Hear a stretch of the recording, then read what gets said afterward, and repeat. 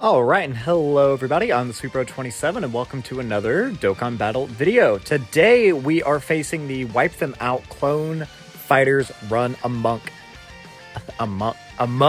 Jesus event.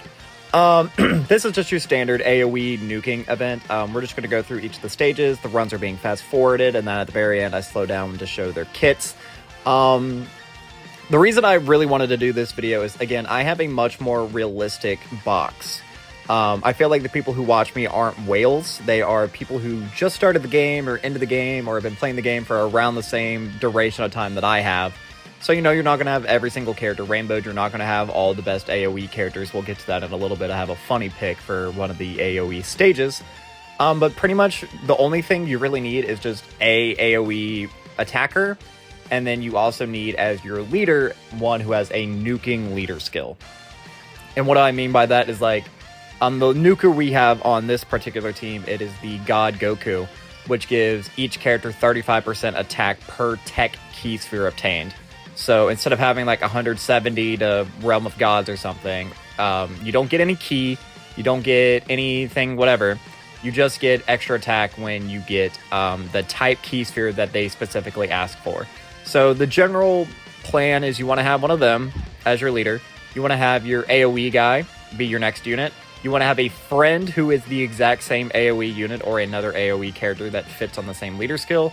We're running 2 grade 8 powers. That's why we have the Vegeta here, who is just doing so great. You can also bring nuking items, which I'm not afraid to use. I use nuking items during every single one of these runs because those change the field to a certain type of key sphere, and they also give you an extra 5% attack per key sphere obtained. So it's just massive amounts of damage that you can get. So for this first run, we used, obviously, the Grade 8 Vegeta, and we had a bunch of type orb changers. We'll go down the list really quickly right here. But yeah, this is the leader we're giving, again, 35% to stats per key sphere obtained. We had the AoE guy. Now, there were several other LRs, like LR Krillin and LR Perfect Cell, which we'll get to later on, and we didn't use Nappa. We could have used Nappa later on. But those characters only have AoEs on their 12 key, which means you don't want to use characters that are like that. You want characters that either just outright launch them or launch them on an 18 key. So, and like right here, this was kind of a riskier one. I run the Dragon Ball opening Gohan, when realistically the better unit to run would have been the Tree of Might Goku, except of course I don't have them, so I made it work. To use the ability for Gohan, you actually need to have either a Piccolo, a Goku, a Yamcha, or a Tien on rotation. That's why we're running the Piccolo and the Tien there. So as long as you have a nuking leader, 2 AoE units, nuking items, and you have type orb changers, you're good. Like, we are running on this team, for example, Merge Zamasu. Merge Zamasu, he is a type orb changer. On the previous run, we had the tech androids. We had Ice and Nova. I imagine actually getting some versatility out of them. I believe Sin Shinron is a rainbow key sphere changer. And I think so was the World Tournament DKP. That's actually why I brought that DKP, was for the orb changing. It's coming back to me now. It's funny that I don't have him awakened yet. I don't have enough medals because I prioritized getting Jackie Chun all that time ago ahead of him. So I have... that's why I'm waiting for another World Tournament. We haven't had a World Tournament on Global in I don't even know how long. I want to have another World Tournament. I actually thoroughly enjoy World Tournament. I know, probably I'm the first human being that's ever said that ever, but you get good rewards now. Now that we have the easy A's, you know, we're getting like really powerful LRs. Like Jackie Chun is really fucking powerful. Pilaf, he seems fun. I would love to get Pilaf. Although I think it'll be 2 more World Tournaments on Global. It might be 3 actually, before we even get Pilaf. So it may be a while before we get that guy, but that'll be fun. And I still have to like awaken the LR DKP and General Tao. I don't have them. I don't even have the Prime, or not the Prime Battle, the free-to-play Yamcha and Puar or Tien and Chaozu. I don't even have them in my box, so it would be nice to unlock them too so we could easy A them. But you know you're always nearing the end of these stages once you see the corrupt Kid Buu or the clone Kid Buu or whatever. I don't really understand the story mode of Fighters. I never played it. The story mode, that is. I have played Fighters. I quite like Fighters. It's a very fun game. But yeah, most of these were very simple. And you may also notice that at the end, I don't collect the rewards like I normally would.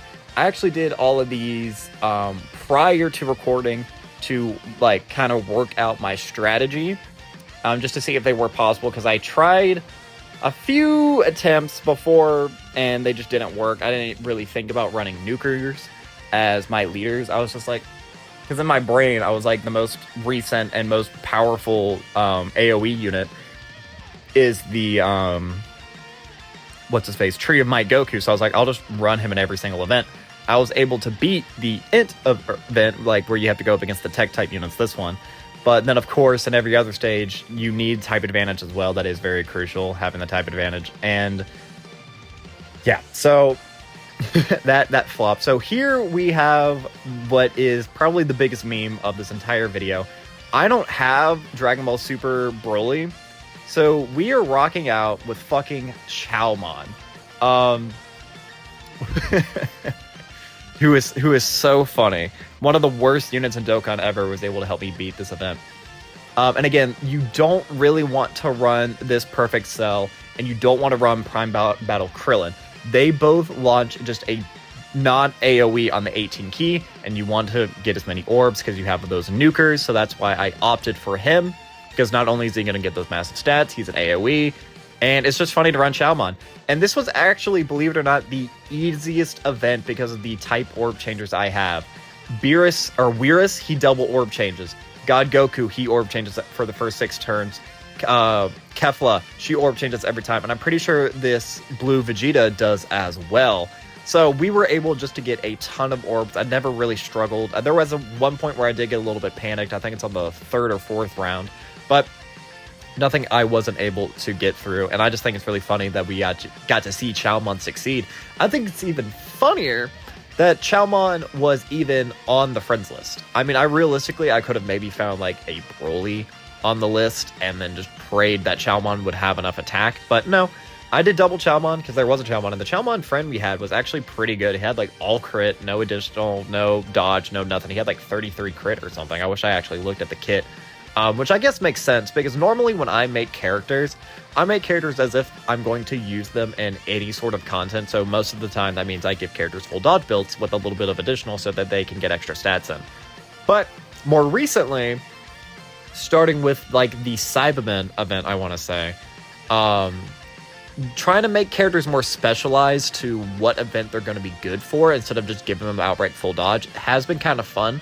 Playing around with characters, because let's be real, I'm not ever going to use Prime Battle Krillin in a serious event, so why should I give him the full dodge build when instead I could, mess around and just be goofy with it. Give him full additional or full crit or whatever the fuck I want, because he's not going to be a defensive option. If I wanted a defensive Krillin, I would run the side banner STR unit that came out with Majunior. So look forward to some more fun showcasey things like that. But with that, we are now done yet another one, so there's only 2 left. The next one is AGL next? I think AGL is next. I actually struggled the most with AGL before recording, because I don't have the LR Majin Vegeta. I only have, that's the only 3 AoE AGL units I had were the Final Form Frieza, Vegeta and Nappa, and Gotenks. And Vegeta and Nappa, again, they only launch on their 12 key, so that means the very most you could give them was 17 key, and I'm pretty sure with each character they kill, they get key, or that maybe that's just the easy A, I don't know. That would be no good. So I had to get a little bit finicky here. I'm actually running Majin Buu Saga as my leader skill, which you'll see in a little bit. I make a mistake. I thought Gotenks was on Majin Buu Saga, because in my brain I was thinking of the Tech Go Bros from the Broly movie, because they are on Majin Buu Saga, so I just figured all Majin Buu Saga era movies must be on Majin Buu Saga. I'm incorrect in that assessment, because Gotenks is not, even though he's from Fusion Reborn, which I guess makes sense, because like Gogeta, he isn't on it. Pikkon, well, that specific Pikkon I don't believe is. Maybe that Pikkon actually is. I'd have to look into the Dokkan Fest one.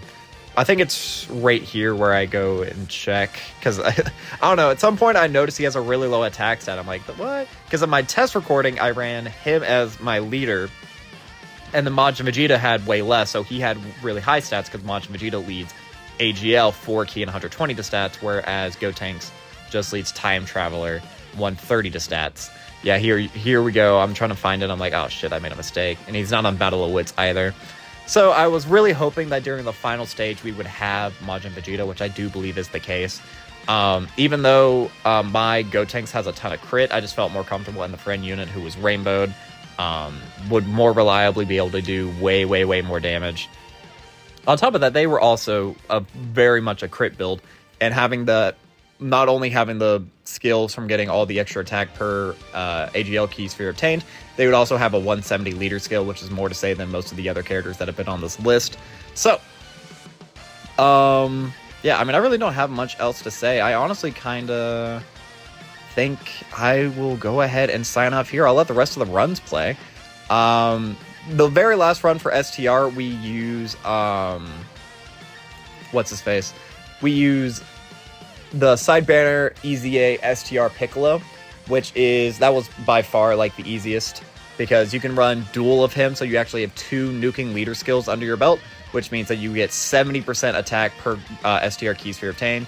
You have characters who create key spheres, they crit on their first turn, they do a bunch of really good shit. So yeah, I think I am just going to go ahead and sign off here. I've been the Sweetbro27. I'm a variety Twitch streamer and an up-and-coming YouTuber trying to make it big in the world. I have a Twitter, a Twitch, a TikTok, and a YouTube, which you're watching on right now, the links of which are in the description of this video, or you can find me via my hashtag Sweetbro27, and all my social platforms should show up there. And since you're already looking in the description, you might as well leave me a like, subscribe, share me around, and leave me a comment, positive, negative, or indifferent. I would love just any sort of interaction I can get from you guys, but that will be all for now. Or at least from me talking. I'll play out the rest of the run, but that's all for me for this time. So as always, I have been the Sweetbro27, and I am signing off.